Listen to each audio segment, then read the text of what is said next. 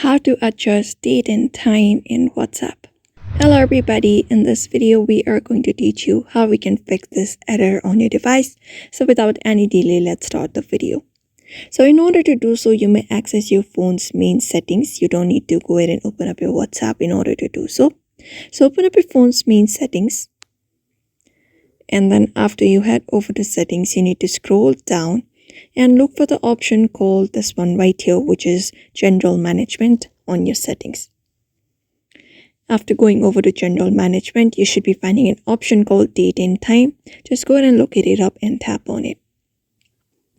So all you gotta do is, if this option is turned off, this automatic date and time, and it has said the date has been set to different time zone, so all you gotta do is simply turn this option on and wait for a few seconds and restart your WhatsApp application.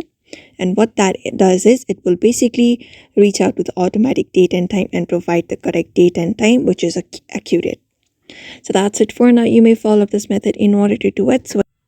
So I hope this video was helpful. Give it a thumbs up and subscribe for more tips and tutorials.